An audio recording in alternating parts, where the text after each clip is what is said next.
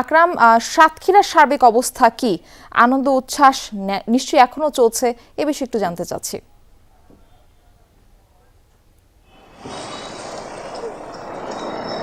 Murphy, সাতক্ষীরার যেটি বলছিলেন, বিজয়ী প্রার্থীর যে কর্মী সমর্থক তাদের যে আনন্দ উচ্ছ্বাস, সেটি গতকাল রাত যখন বিভিন্ন কেন্দ্র থেকে রেজাল্ট আসতে শুরু করে এবং তাদের প্রার্থীরা যখন জয়ের দ্বার প্রান্তে পৌঁছে যায় বা ফলাফল মোটামুটি নিশ্চিত হয়ে যায়, তখনই কিন্তু তারা আনন্দ উল্লাস এবং যে বিভিন্ন প্রান্ত থেকে কর্মী সমর্থকরা যে মিছিল সেটি শুরু করে, আনন্দ উল্লাস প্রকাশ করতে শুরু করে।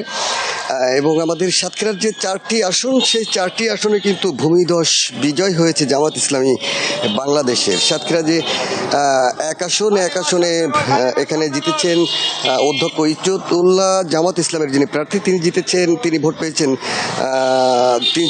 হচ্ছে 23,727 ভোটে তিনি কিন্তু জয়লাভ করেছেন এবং তিনি মোট ভোট পেয়েছেন 1,93,722টি।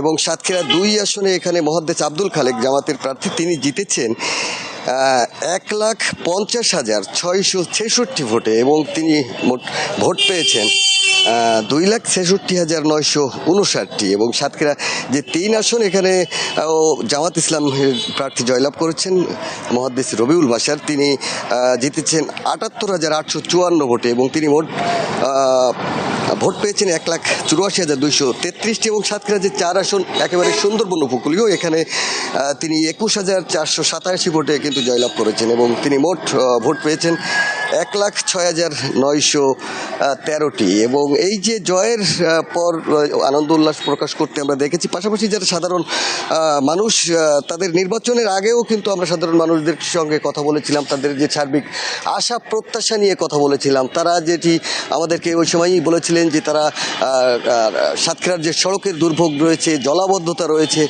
এসবগুলোর উন্নয়ন চান, স্বাস্থ্যসেবার উন্নয়ন চান এবং দুর্নীতিমুক্ত যে একটি সমাজ ব্যবস্থা গড়ে তোলার যে প্রত্যয় তারা ব্যক্ত করেছেন। এবং জয়ের পরও আমরা যে সাধারণ মানুষের সঙ্গে কথা বলছি, তারা সেই একই প্রত্যাশা ব্যক্ত করছেন এবং তারা এই সকল জামায়াতের যারা প্রার্থী নির্বাচিত হয়েছেন তাদের কাছে দুর্নীতিমুক্ত সমাজ ব্যবস্থা গড়ে তোলা এবং সমাজের উন্নয়ন করা, সাতক্ষীরার যে সকল বড় ধরনের সমস্যা রয়েছে, জলাবদ্ধতা, সড়কের দুর্ভোগ, এই সকল ব্যবস্থার তারা সমাধান করবেন, উন্নয়ন করবেন, এমন প্রত্যাশা করছেন। পাশাপাশি সাতক্ষীরার কিন্তু একটি সুন্দরবন রয়েছে, সেই সুন্দরবনের যে পর্যটকদেরও সংখ্যা কিন্তু দিন দিন কমছে। যে সুন্দরবনের যেন একটু অবকাঠামোগত উন্নয়ন এবং পর্যটক বাড়ানোর জন্য যে সকল পদক্ষেপ গ্রহণ করা দরকার, সেগুলো কিন্তু তারা সাতক্ষীরার যারা সাধারণ মানুষ তারা প্রত্যাশা করছেন। মারফি,